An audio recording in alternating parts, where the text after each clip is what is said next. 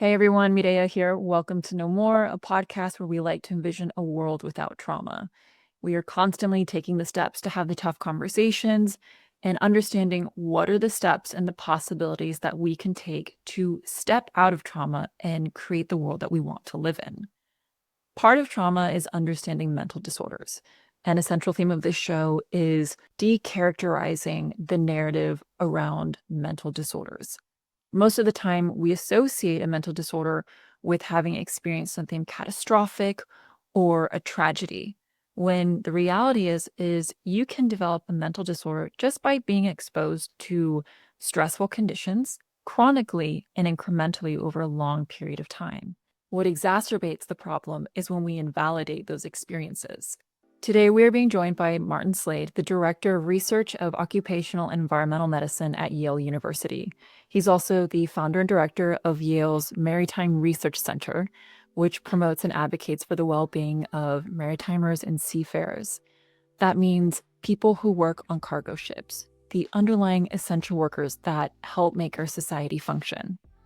Marty speaks to the untold harsh realities that maritime workers, as well as Marines who are deployed overseas, face in these uncertain and at times violent and stressful working conditions. We're talking about chronic stress and trauma leading to the erosion of their mental well-being.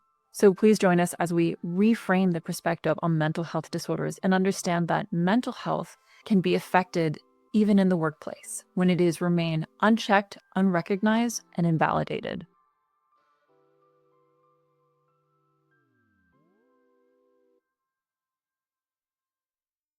Hello, Marty Slade. Welcome to No More. Thank you. I'm very proud to be here. Well, we're happy to have you. You are the Director of Research of Occupational and Environmental Medicine at Yale University. Can you elaborate a bit for us what your job entails? So, when you think of occupational and environmental medicine, what you think about is what makes people either ill or sick, or how do you keep them well? So, if you have employees, what are the stresses? What are the things that go on in the job, in the life, that can actually affect them and actually have a detrimental or positive effect on their health? Most of the time, we think of it in a detrimental way. What type of stresses cause disease? We look at everything from environmental stresses to occupational stresses to genetic makeup, just pretty much anything in the ballpark that could affect somebody and have a result that affects their health. I remember that you and I spoke about stress being one of the greatest underlying causes that leads to disease, because disease itself is inflammation. And a lot of time when we think about what a disease is, we think about it in terms of our body in a physical way. But at the same time, stress also has compounding effects on the brain. And most of the time when we think about any sort of mental disorder or understanding mental illness, we don't think of the larger, as you said, detrimental effects of stress. We don't think that a job has the ability to compromise somebody's mental well-being. But this is something that you see a lot in your work. That is actually correct. Occupational medicine started out way back and looked at more the physical effects of work. But we've come to realize now that the effects on mental health are very important and permeate just about every industry.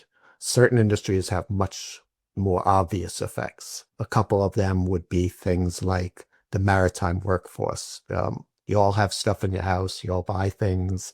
Most of those things, about 90%, have been on a ship at some point in their life. So without shipping, we don't live how we live. And yet, these people that sail across the oceans and deliver all this cargo, they can be on the ship for 6 to 9 months at a time. It's a very confined area. It's got limited number of people that they see each day. There's only about 20 people on a cargo ship, a container ship. And they're not typically allowed off the boat or the docks during this period. So they're very confined. And if you think about stresses in your life, I like to think of it as you have some personal choices every day. You go home, you decide what you want to eat. They don't have that option. You go home and you see your family. They don't have that option. So certain occupations, just by their nature, have much greater stresses built into them. That being one, the military is a whole another one that's akin to that. And so when we think about mental health in particular these days, we think often people believe that it's a major event occurs and somebody has some sort of mental issue that we would need to go and help them deal with. And that happens, obviously. We have acute events in our lives, but there's this underlying chronic, much like a chronic disease that goes on for a long, long, long time, is chronic stressors. There's things like not getting sleep very well, which again, going back to the maritime world, if they're on ships, on boats that work in the rivers, typically people work 6 hours on, 6 hours off, 6 hours on, 6 hours off. So they never get 7 or 8 hours straight of sleep. That adds up over the time that they're on the boat. It leads to a very high stress that can be a precursor to having mental health issues. Other areas are just job demand and control. How much demand, what am I demanded to do? How much control do I have and how I'm doing that? Typically on ships, you have very high demand, very low control. Karasik was a person that studied this in Whitehall, England, many years ago, and said high demand and low ability to decide how to do that job is about the worst thing you can do for stress on a person. We know these things, and yet we don't really address them necessarily in all these jobs. We should be looking at them that more, I believe, to see how do we reduce these types of stresses. Bad diets is another stressor that can actually lead to poor health. Just constant noise. And so some people work in a very noisy environment. That can lead to stress. That affects your mental health. Vibrations. Many jobs have machines that vibrate that you work at. So there's a myriad of stresses that affect workers in various industries, day in, day out. And although any one day might not be a significant amount of stress, as you add this up over months and years, it definitely can be shown to have an effect where you have increased risk of mental health issues. And in some industries, much higher risk of suicide ideation or thinking about killing yourself or hurting somebody else. What you're really describing is there is this overall loss of autonomy and agency. And that's something that's very parallel to even victims who do suffer more immediate, severe traumatic events, something that we would associate with mental health. So we're seeing this underlying parallel, this underlying current of what leads to mental health. And it is, we can't always have complete control over our environment. As someone who lives in downtown New York, I am constantly subjected to loud noises, and it is an irritant. But when you think about people who are subjected to, as you said, not being able to choose what they're eating, their sleep cycle, their circadian rhythm, which we all need to have clarity and mental balance and to be able to function properly, that is disrupted. Every moment of their day, there is that loss of agency and a lot of control placed on them. So you're seeing that a lot of these stresses are driven by people's inability to act on their own will, and their lives are very heavily scripted. And over time, as you said, that accumulates and it becomes chronic. Something that you've previously mentioned to me before is when stress accumulates and it's accumulating incrementally, we don't notice when the stress becomes more stressful or when we take on higher loads of stress because we begin to normalize that. And the body becomes irritated and inflamed. It does take a toll on our brains, but we're not necessarily aware of that because it's happening so incrementally that we don't have anything to measure it against. It's not one day is catastrophic and the other is normal. It's every day there's increasingly adding the stakes. That's absolutely correct. We're not really built to notice incremental levels of stress, but you get a little stressed, and over time you kind of get used to it, and that feels like the new normal. Get a little more stress. Over time, that becomes a new normal, and so on, to the point where now what you consider is not a normal state is actually very highly stressed, and you don't even realize it. And that's obviously not a good thing. It probably affects your cortisol. Those are stress hormones that will affect your brain functioning and rewiring. It's not a good path to go by when you want to keep somebody in good mental health and well-being. It's also not, because it's not noticeable, there is kind of this moment where, not even this moment, but people don't have this space to self-reflect of that things are that bad because this is consistently how it is. It's kind of almost invalidating yourself while you're also being invalidated by the people around you on your job and saying, well, these are the conditions. What's changed? You're just being exposed to it every day and not understanding the long-term effects of that. Right. Most people have absolutely no idea that they're highly stressed because it inched up so little at a time. And so you're right. It's normal. It's just, no, there's nothing wrong today. I'm not stressed today. I'm just living how I'm supposed to live. But in fact, you're not in a very good state. And some of these jobs, and let's go back to the maritime industry again, they actually get off the ship, right? As I mentioned, on every 6 or 9 months in the blue water, which is the oceans, and pretty much every 4 weeks, typically on the rivers, which would be called brown water. But when you get on a boat or a ship, you're changing your life. You're going from one where you have some more agency at home, we think.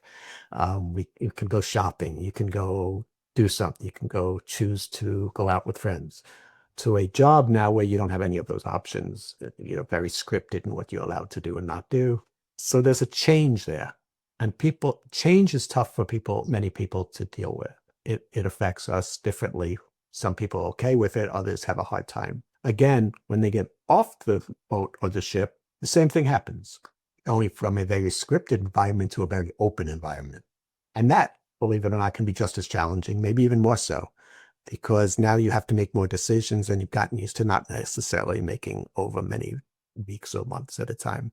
If you have a significant other and you come home, maybe you have a family, well, if you've been away for 6 or 8 months and you come home and you're trying to figure out where's my role here, well, your role has kind of disappeared because the other person has had to take over running the family. And so you can feel out of sorts there too. So it's the coming off of work in a sense is also, it can be a very stressful time because of the change. So you have these relative, I'll call them more acute than the chronic, where there's a step change in stress because you're going on to or off of your work environment on the ship or boat. On top of that, when you're working, you have the daily chronic stress building up. And so you're getting the worst of both worlds. And it's also, we are creatures of habit. So our brains form around these habits. And when you are in that stressful space, and this is also another parallel between being in a chronically stressful environment and being in a space that is highly traumatic, is the parallel between them is that your brain has wired to be in the space of survival. So it has built the habit of surviving around these conditions where you've lost that agency.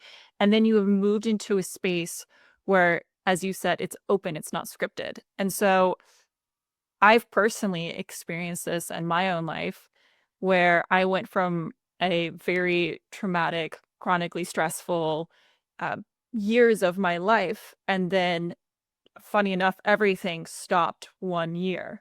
It kind of reminds me of the song A Day in the Life by the Beatles, where the music builds up and then it stops.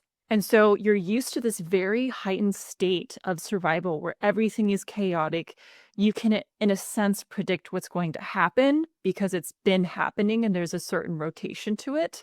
And so your brain, again, wires around that habit and gears itself, readies yourself to endure that experience. But then all of a sudden, when it stops, there's kind of this depression. There's a quiet. That control has relinquished itself, but your brain has now wired itself to respond and react to this situation. So I can imagine going into an open environment with the possibility of returning to such a demanding and stressful workplace. It is very triggering for a lot of individuals. And your brain is anticipating having to come back into this survival mode. Yeah, there's no doubt that's true. Looking forward to something that's going to change and you know it's going to change and you know kind of what that life is going to be and it's very different from the life you're living today is very stressful. And many people have a hard time with that. So it's not just when you get to work, it could be a week, days before you're having to go back to this occupation where you're away, again, using maritime as an example. And what we find in the brown water and the rivers, where we've studied these maritimers, what we find is that there is a heightened risk of suicide, or at least attempt, the days shortly after they get off of the boat. So as they're changing back to this open environment and trying to fit into home again, whatever that means, there's also a higher risk of suicide attempt days before you go back onto the boat, as you were mentioning, the anticipation of change.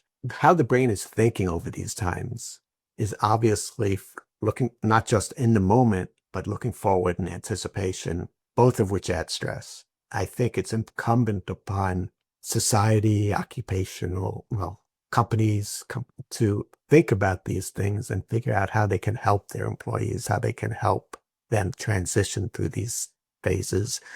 Think about their working conditions. How is there anything that we can change whereby the work still gets done, but we've reduced the stresses on the people actually doing the job? And that's a key part of our research these days, is trying to identify those things that can be changed economically, because you can't just decide we're going to have 50 people on the ship so that nobody has to work more than so many hours a day, because these ships and boats are 24/7 operation.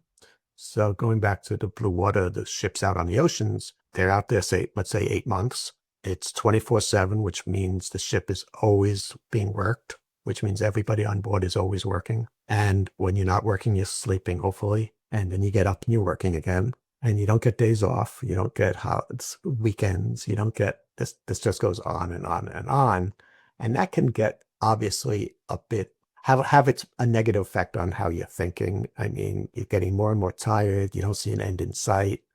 Sometimes in the maritime world, these tours get extended because if you don't have a replacement at the end of your 8 months or whatever contract you have, you're not allowed necessarily to get off the boat until you have a replacement. So now you're stuck another month or whatever. And that is extremely stressful and adds to the stress level a lot. We've monitored stress levels over time, over months, and as months go by, it gets worse. If you get extended because usually you don't even know you're going to be until just before, the stress level really increases. And it's all about, again, agency. You have absolutely no control over your life in many ways. These things need to be addressed. So during COVID, when people were either in their homes or the essential workers were working. Maritime is essential workers. It was very difficult to move people from place to place to get them ready to replace people on ships. Many ports wouldn't allow ships to even come into port. And some of these people had signed on for 8 or 9 months were literally on ships for 2 years, probably on the order of, there's probably 1.5 million mariners. I think I'd heard about 100,000 was stuck on ships for well over a year. A smaller number for over 2 years. So it's almost akin to being in a prison. And if you think about the analogies, you don't choose what you eat for the most part in either place. You're very regulated what you can and can't do. You're in a confined space with the same people. Exercise might be very tough, and you might actually be better in prison because on a boat or ship, not everybody has much exercise ability because the equipment space, especially on the brown water, where you have tugboats and things like that are much smaller than the giant ships out in the ocean.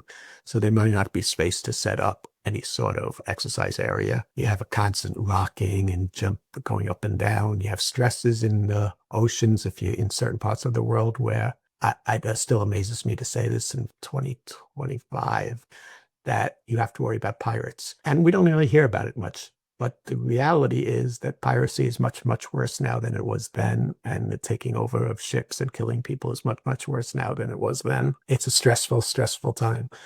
So touching base on something that you just said that stood out to me in particular was talking about creating a dialogue between essential workers and their employers, people who are at a safe distance and not subjected to these conditions. And In your experience and in your research, have you had any interactions in understanding if there has been communication between employees and their employers and understanding the overall conditions that are leading to these very unfortunate results? Yes, yes. And it's an excellent point. There's an entirely different feel for those that are experiencing these conditions and the people I'm sure that are running the company. They don't necessarily understand the working conditions at all. Some do and are trying to address them. Some shipping company owners have looked at these employees that are out on the seas as a resource. And what I mean by that is it's much like a pencil or a piece of paper. It's just another resource. It's not a person. It's not a human being. I don't get the sense that they believe that they're like living beings with cares and fears and lives. For instance, there was one ship owner that I was talking to once who mentioned that the biggest issue he had with downtime among his employees out on ships was that they had dental issues and that it was disruptive. They might have to actually let the person off the ship to see a dentist and come back, which caused scheduling. It caused all sorts of issues to them. And he said to me, I would say, not even half kiddingly, that I don't understand why we maybe shouldn't just pull all their teeth before they go on the ship and fit them for dentures, and then we're not going to have any of these issues while they're working, which, yes, would solve his perceived problem of dental issues and downtime, but it is very inhumanizing. It's an inhumane way to approach it, and it shows a lack of cohesion between the ship owner and his workers. I would call that a bad work environment. There's obviously someone that doesn't so much care about the health and well-being of their employees. And so I think what we really need to understand is how to change that to what I would call a culture of care. You need to care about your employees. It extends beyond that. It might be how you treat the oceans and as far as you don't throw garbage overboard, things like that. But it definitely includes how do we nurture our people? How do we make sure they are well? They should be better for working for my company than if they hadn't. They shouldn't be worse off. And it shouldn't just be, well, they got some money. So we should use our resources to understand how to limit their stresses, discuss it with them. What is it that's concerning to them? What is it we can address? What there's some things we can't maybe, and have an ongoing dialogue. When they have a mental health issue on board, when somebody notices someone acting maybe a bit off to what they normally look to act like, what do we do? There's no doctors or physicians on these ships. So there's no one to turn to that we would turn to here on land. Like take them to the hospital, take them to a clinic if you're worried bad enough. How do we deal with this? Do we address it? I mean, people are very afraid to mention mental health. They think on the one hand, they don't want to say I'm having trouble with mental health because they feel like they're not going to get hired for the next job. On the other hand, I'd much rather know that you're having to struggle so we can treat it and you'll be much better off and you'll be a better employee, by the way. An odd thing on these ships and boats is that in most cases, you're not allowed to have certain prescription drugs on board. For instance, SSRIs, which are used to treat anxiety and depression, are pretty much forbidden. So let's go forward. You're taking these. You have a good job, a relatively good paying job as a seafarer. You can't tell them and store them in the medicine cabinet of the ship because you're not allowed to have them, but maybe you've been prescribed them by your physician and you're doing really well. And so what you do is you sneak on board about the number you think you need for for your tour. But what happens if you lose some or you get extended? And one of the really bad things about SSRIs is you don't want to come off them cold turkey. And that's what a lot of these people wind up having to do because they can't admit they have them, can't say I need more. And so you have this underlying, we don't want to know almost attitude about mental health because one is, I don't want to hire you. Two is I might lose my job. And so there's this very strange situation where it's implied I'd much rather have an unstable person on board that I don't know about than someone that's been stabilized and is doing well. And that's just ridiculous. Some of it also comes from the fact that the blue water shipping industry is a very international industry, and different countries have completely different attitudes about mental health and discussing it and mentioning it. And the US seems, as I would say, as poor as we are in it, we're better than most. Going forward, I think it's a real challenge to change the mindset and that culture that's been on board ships for a very long time. So just to get this straight, what you're saying is that we have stigmatized mental health in the workplace, and yet mental health is happening, or mental disorders and mental illnesses are happening in the workplace. There's no physician on board in the event that you need help. But if you seek a physician outside of work and get the medication that's going to help you perform better and have a better mental health, you can't bring it on. And as you said, stopping an SSRI cold turkey is very detrimental to your health.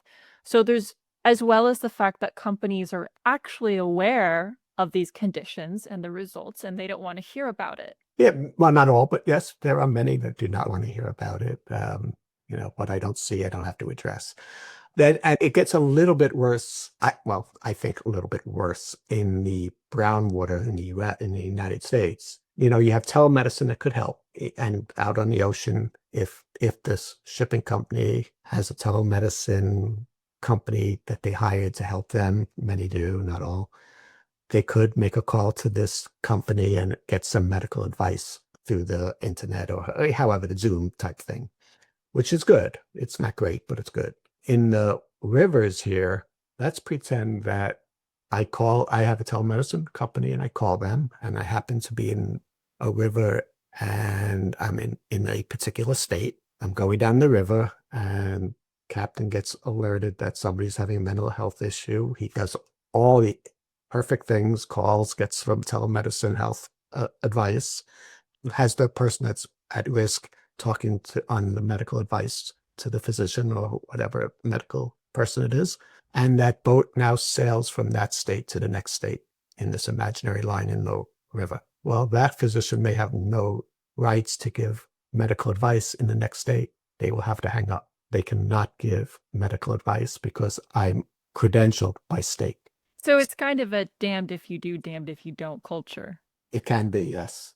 And that's not to say that it's everybody for the most No, part. there are many groundwater companies that I know of that want to have somebody able to be reached, even if it's through telemedicine, to help them with their mental health issues. They are having a very difficult time finding these people that were willing to do this job, because it could be any time of the day or night. Very few have any idea of the working conditions of a mariner. And so when you're trying to understand mental health and talk to the person about conditions, it's very helpful to know their environment. And so they have been the companies that I've talked to about this have actively tried to recruit people and have not had much success. So I'm not sure how to address that. That's much more a systemic issue, but So it is. There's this lack of communication of understanding how to treat for these workers, but also because of the stigma, for the maritime workers, there is a lack of encouragement to talk about what they're experiencing on board and how their mental health has taken a turn and how they're being affected. So much is being silenced, and it is a larger systemic issue.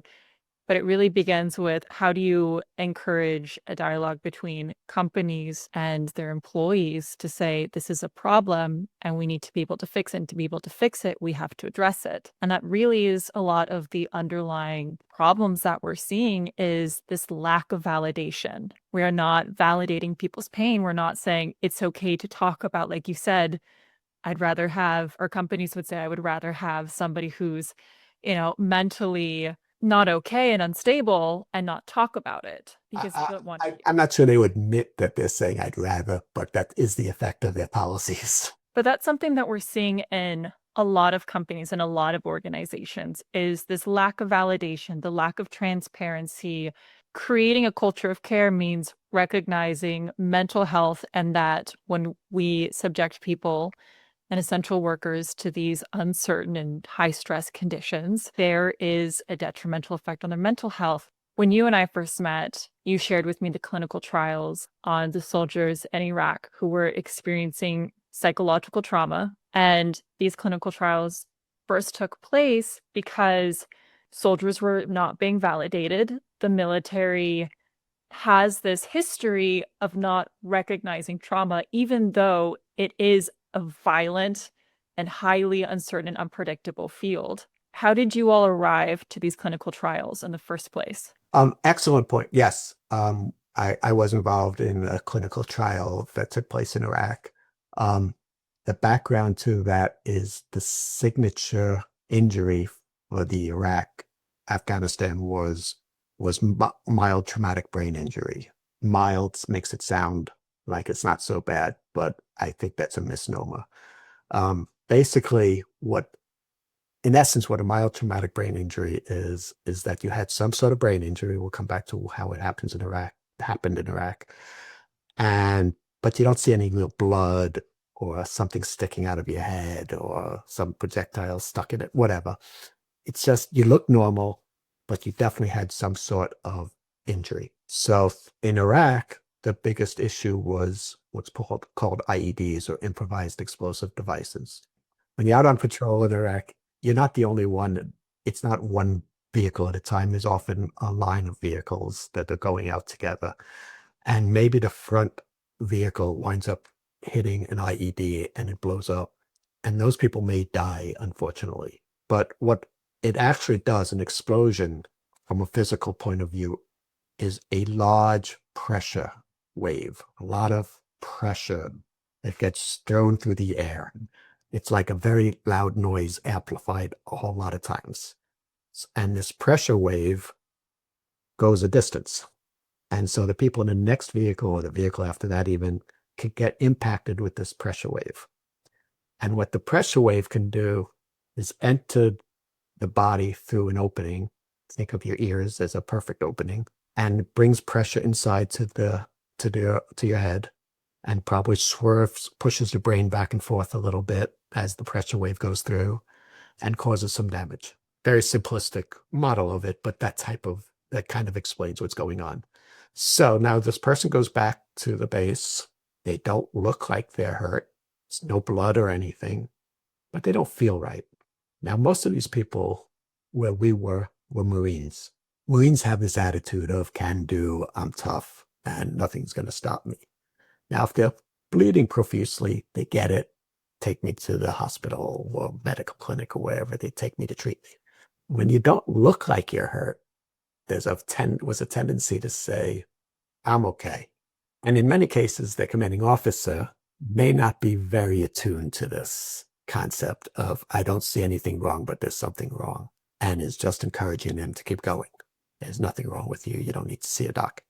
And to get an extent of how bad this mild traumatic brain injury could affect a person, a soldier in this case, is that they may have been in their camp for months. And so now they're back after this explosive device event, and their mates say, let's go to lunch.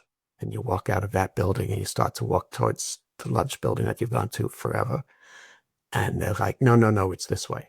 Or when they leave lunch, it's like, no, this is ours. This is where we're going back to. So they're definitely not functioning well. They're not very oriented. They often have trouble sleeping, often have headaches, dizziness, very non-specific issues. And so what we tried to do was say, we need to pull these people out and get them treated. And that was our first goal. The second goal was, is there anything we can do to try to make them better? There's not a lot that's out there for mild traumatic brain injury. There's a few drugs. They don't do a whole lot. It's mostly things for like migraine headaches. So what we did was we went back to Iraq. There was a group of us that did this study. When a soldier had an event that caused mild traumatic brain injury, they were sent to this in-theater hospital, and they got randomized into receiving regular treatment or regular treatment plus an idea we had that might help them. And this was basically a glorified vitamin mixture. If we want to go into how that works, it's basically if you think that this jarring of the brain may rupture a few areas of the brain such that there might be a micro crack in a vessel of some sort. The, the body often reacts to these things as it does to hearing loss, where in your ear, there are these cells called cilia that vibrate when you hear noise, when noise comes through your ear. They're at different lengths, at different frequencies, but the whole idea is they vibrate. And there's lots and lots of them. And when a loud noise comes in, we used to think that they broke, and so that hair's gone, and it never grows back. And when you lose enough of them, you lose hearing in that frequency or those frequencies. What we found out was that that's not so true. Most of the time what happens, the pressure wave hits that hair cell, it doesn't break it, but it makes a micro crack. And the body sees this and says, that's damaged, and sends its resources to go fix it. And basically fix it means get rid of it. So the immune system cranks up and says, this thing's damaged. In my view, I don't want it reproducing or whatever. I want to get rid of it. So it kills the hair cell. And it does this through something called reactive oxygen species. But think of it as oxygen, and think of steel. What happens when oxygen hits steel over time? It rusts. It starts to decay. It's kind of analogous to that. So you have this oxygen species come and attack and destroy the hair cell. We're going to come back to this in a second, to the TBI, but to my brain injury, we wondered whether or not we could actually interrupt that process. And so in the lab, we conducted experiments where we introduced an antioxidant into the process. And we tried that in the lab, and it definitely worked. So we took that experience and said, maybe something akin to that is going on in the brain. That you're getting micro cracks, not total wipeout of something. We said, what if we give them an antioxidant? Will it help them? And let's watch them for a week, because we know the antioxidant that stops the process. It takes about a week to destroy a hair cell in the ear. So we're thinking it's about the same idea. And so we did this. And what we found was the people that got regular treatment, that we measured them on day one when they got to the hospital. And I believe there was 7, I could be wrong, specific items we looked at. Things like, are you having trouble sleeping? Do you have headaches? Disorientation, dizziness, things like that. And if it had any one, we said, yes, you currently have mild traumatic brain injury. Then we looked at them 7 days later and again measured the same things. The people that just got the treatment that was already authorized to do, about 80 or 90% of them still had at least one symptom 7 days later. The people that wound up getting this antioxidant, only about 20% of them still had any of those. Only about 20% still had any sort of injury as a result of the explosive pressure wave. So in essence, you get regular treatment, you're more than likely still going to have some sort of issues 7 days later. You got the regular treatment plus this antioxidant, you had an 80% chance of being better. Fascinating. So now let's come back to the military and how I have seen it work. And we worried that maybe when the soldier actually experienced the explosive device injury, and the time from that point to the time they brought helicoptered or whatever they did to the hospital might be important, in that the ones that seemed to be injured more maybe got there quicker. And you said, wait on this guy, let's send this one. So we worried about that, and we took that into account. And what we found was the opposite. We found that if you got there quicker, you actually had better recovery. Generally, you would think that's a no-brainer, but we're talking about a day at most difference, not a very, very, very long time. And so we started to think about this. And in my mind, I think it has to do with the fact that, yes, you have a physical injury you can't see, but when you can't see it, and especially you're a Marine, I think, what you start to do is go in your mind and say, why don't I feel well? I don't see any blood. I don't see anything. I should be fine, but I don't feel fine. I look around me. Everybody looks fine. They seem to be doing what they're supposed to be doing. What's wrong with me? And I think there's a spiral that starts to come up that's now thinking about there's something wrong with me, but I shouldn't have anything wrong with me. I think there can be a traumatic effect of that. I think the stress can build up very high as what's wrong with me? Why am I different? I think the validation of getting there to the hospital early was that, oh, someone else thinks I'm injured too. It's not just in my mind. So I think of it analogous to a computer that has hardware and software. There's some hardware issues, the cracks that I mentioned that we might have experienced. But the software issue is what's going on in my mind. How am I thinking about this? Am I being validated for these thoughts? Or are people saying, just go out there and work? There's nothing wrong with you. I can see this. Just, why aren't you doing your job?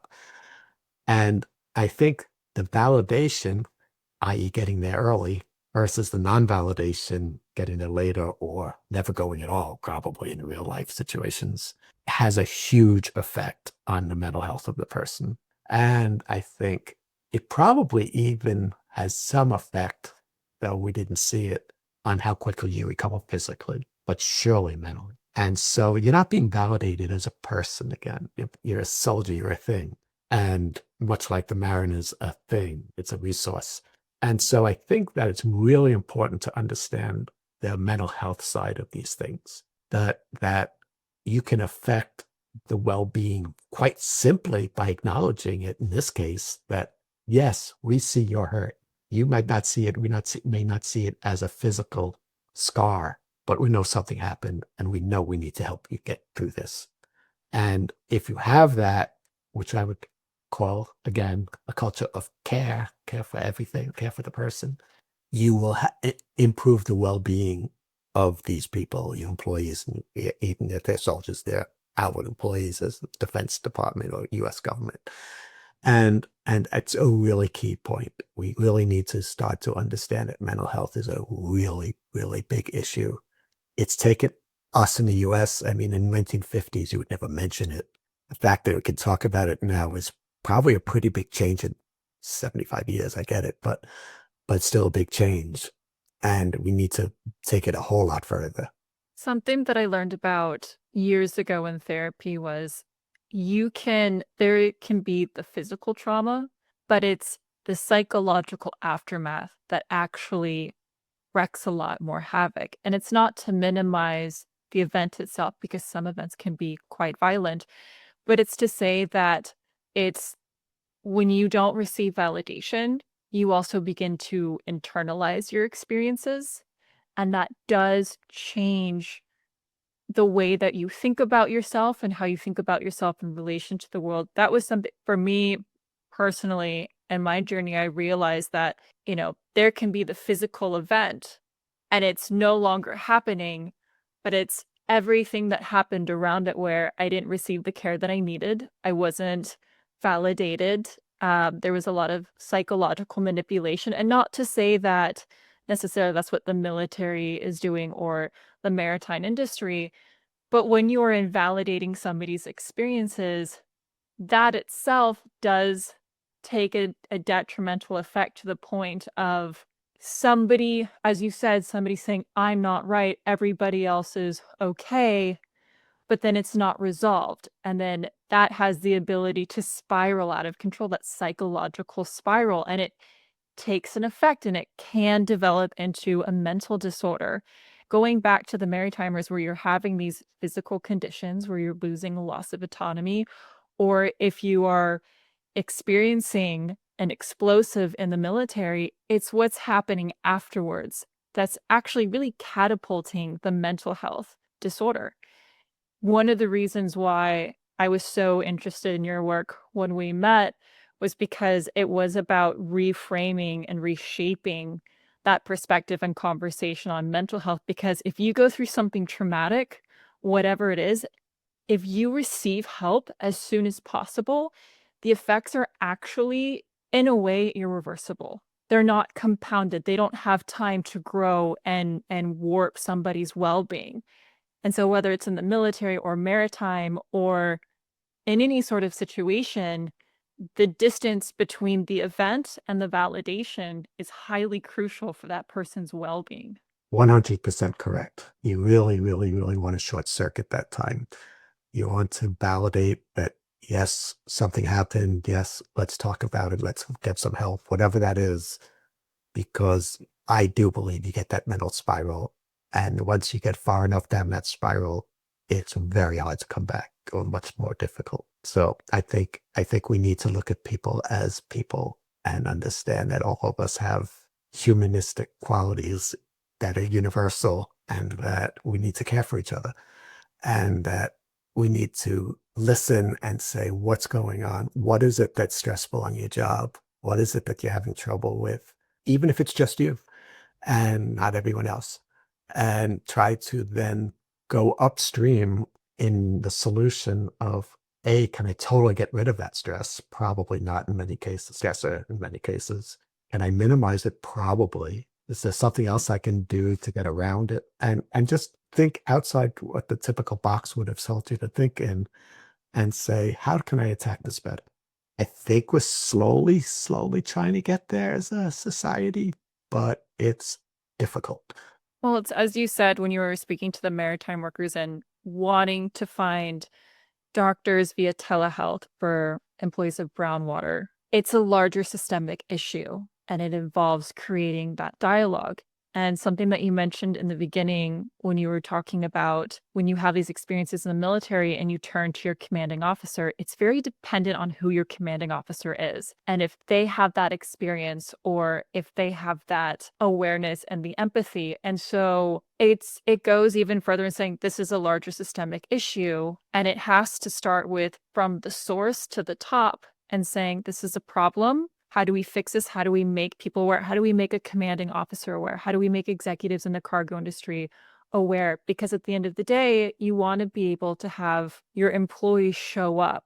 And the better their mental health is, the better they're able to perform the job that they've chosen. And it works out for everybody. You want to create, as you said, this culture of care, this environment of care, because people are spending their lives, especially in the Marines and the maritime industry, they're spending the majority of their life within that industry, within that environment. Exactly true. I think, and it's cliche-ish, but it starts with training. And you need to train people as to, unfortunately, how to look for these things. How is it that I should respond as a commanding officer or as a supervisor or captain of the ship? And that it should be a 365-degree discussion, that it should be bottom up, top down, side to side. Every sort of way of evaluating the situation should be looked at and not dehumanizing. Another dehumanizing aspect that I believe in the maritime world was not all that long ago. A ship, I think it was out of Baltimore, I could be wrong, wound up sailing into a bridge. Oh yeah. And what you probably don't know was the investigation was immediately, was this terrorist? It wasn't. Was an accident. But the people on board that ship were not allowed off that ship during this investigation, which took months. They were not allowed to go to a hotel where they could have quarantined them. They were not allowed to. They had to be on the ship. There's no other profession that I can think of that would have done that. If you were an airliner, you'd be in a hotel and they'd be talking to you there. So we need to understand that some occupations just haven't caught up to others, if that's the right word to use, caught up. We need to think of these people as real people and understand they have mental health, could have mental health issues, understand that things are triggering. I mean, these people just saw people die and they're stuck on a boat, on a vessel. And there's some help given to them by what charity organizations, which are the oddly enough in this maritime world, the ones that seem to help them the most. It's not part of the organization. It's an outside charitable organizations that try to help these people and with mental health, with whatever issues they have. We need to make that. I've always thought it odd that it's outsourced in a sense, but not even paid for. And I think that the organization, the whole maritime industry needs to revisit how that's done, that they really have a stake in this. And they should be somehow at least talking about how do we change this, because the current situation is not very good. So we have this difficult time talking about mental health, but something that I've learned, especially in talking to so many people about it on and off camera with a podcast, is that once you begin to open up about it, it's just people going through things that are uncomfortable. If you think about the discomfort that you would have towards someone experiencing something that's uncomfortable, imagine how someone's brain is responding to that and understanding that's actually how these mental health disorders evolve because it is uncomfortable and nobody's equipped for it. But the person who's actually the recipient of that experience and that invalidation, their brain is adapting to that and doing so in the best way that they possibly can. So, even when you're talking about outside organizations rushing to help, you can take an uncomfortable situation and recognize it's human and it's okay to come to people's aid. There's nothing scary about it. It's normalizing these conversations and saying we can all be subjected to this. I think one of the things that I really learned in all of my conversations with you is anything can really lead to the development of a mental disorder, and anybody is susceptible to it. There's no demographic that is beholden to trauma specifically. Normalizing that people have these experiences, and the quicker you are to respond, the easier it is for them, the more validating, but also there is this community engagement that's happening and taking place that's actively making change. And that change is validating people's pain and helping them overcome it. So when you make this communal effort, you're actually helping the individual and the community overall. When you don't treat for trauma, as we've said so many times, it's the faster you are, the quicker you are to treating for the condition or for the experience, the easier it is for someone to overcome it and reverse the effects. But if you don't treat it, then you begin to see the development of not just mental disorders, but coping mechanisms that are a self-soothing survival tool. So when trauma goes untreated, in a sense, it becomes contagious. It compounds like interest and it becomes exponential. And that's why it's so important to be able to have these open dialogues, as you said, top to bottom, bottom down, side to side. People need to be able to express these experiences. But at the same time, it's also having a community and a workforce and a larger societal system that validates these experiences so that we don't see trauma go off the rails. I mean, we're basically in a mental health crisis as we speak because so much of mental health has not been addressed. And as you said, we are making those incremental steps towards talking about it and dealing with it, but we're not moving quick enough to alleviate the problem. Absolutely true. It's been a very slow paced help, I would say, change in how we think about it. I mean, and there's been some significant changes. I mean, years ago in this country, mental health wasn't covered by insurance. Now it is. Huge change. Perfect? No. A long way to go? Yes. But we are making incremental changes. We ultimately have to get rid of this stigma of mental health. That saying that I have some sort of mental health issue should not make people look at you differently. In fact, maybe if they look at you differently, it should be with more caring as opposed to pushing you away. I think that's very important. I mean, on the maritime world, where you're with a handful of people on a ship or a boat for a while, if you had some sort of mental health issue and it was treated, and then you came back to work, there's a huge pushback from the rest of the crew that we don't want to work with this person. We don't know what's going to happen on this while we're on the ship. And that's just lack of knowledge, which can be taught, to say that, no, they're probably better off now than other people that you don't know about because they've gotten some help and learned some coping skills or however they're dealing. But so you almost feel like a pariah, I suspect, when you come back. People look at you differently. That's something that needs to somehow change also. We need to accept, just like a broken leg, and people have no problem when you come back.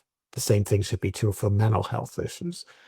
I think there also, to add to that, because we're so afraid of mental health, we have this idea of somebody's mentally broken and therefore they can't be recovered or fixed. There is a really sad narrative of you can't overcome these things. And basically what you're saying to somebody is if you experience something that's stressful or violent or traumatic, it's your fault and you can't recover. But the reality is people go through unfortunate circumstances all the time, and creating a dialogue that welcomes that back in. And as you said, I love this culture of care. It's understanding people have the ability to heal. We've just had the narrative for so long that they can't, when the truth is we really can. We just have to make that choice. I agree. I wonder also if it's something wired in most of us that I'm worried about mental health. Therefore, I'm putting up this wall and saying, oh, that happened to them. It couldn't possibly happen to me. And there's this separation that's sort of a protective shell for yourself saying they're different than me. They're not, but somehow, and so I'm going to treat them different. They're broken. I'm not. I think there's something there. I'm not sure exactly what it is, but I think this not accepting and talking about mental health is somehow a bad one, protective shell for ourselves to say, I'm not going to have a mental health issue. I think that goes into a larger conversation, which I would love to make a future episode about, and talking about why there's such a discomfort around violence and trauma is that you don't want to accept that those things could, first off, happen to you. And that secondly, you could then develop a mental disorder or a coping mechanism. This could happen to you just the same way. Yeah, absolutely. I mean, it's, as they say, but by the luck of the draw, or anyone could have had a situation happen to them, and it could have been me, it could have been you, and I was a step away. We don't like to understand that we don't have control.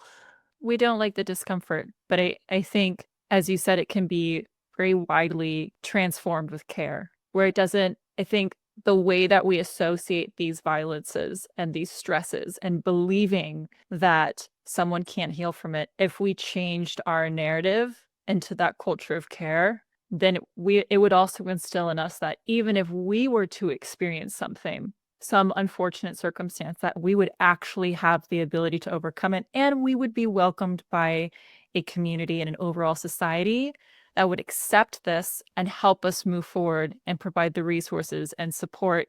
And it would actually expedite the process of healing because it would be naturally accepted. So it really just is changing our approach. As John Lennon would have said, imagine what a world that would be. Well, I thank you so much, Marty Slade, for joining us on No More. It was a pleasure. Thank you for having me. It was wonderful.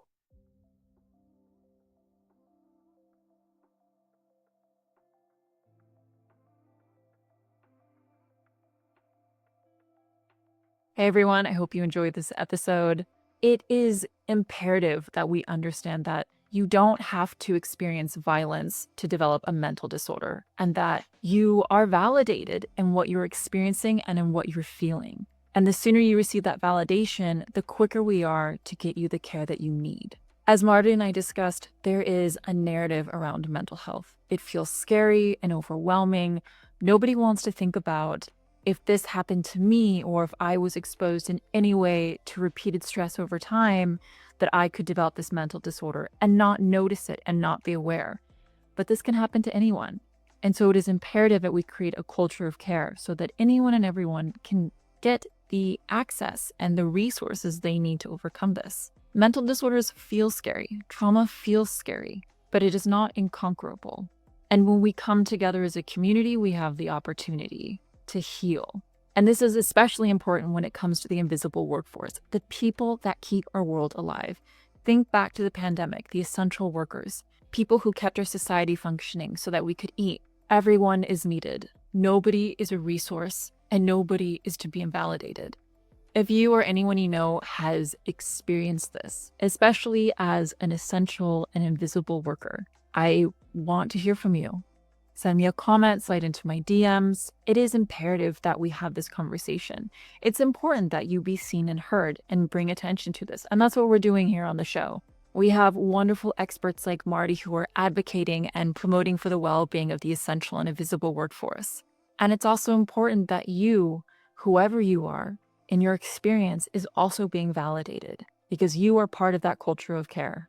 You can write me at nomore.podcast on Instagram or TikTok and listen along on all major podcast platforms, including Spotify, iHeart, and Apple. You can also follow and subscribe on YouTube. Thanks again, everyone. I will see y'all next week.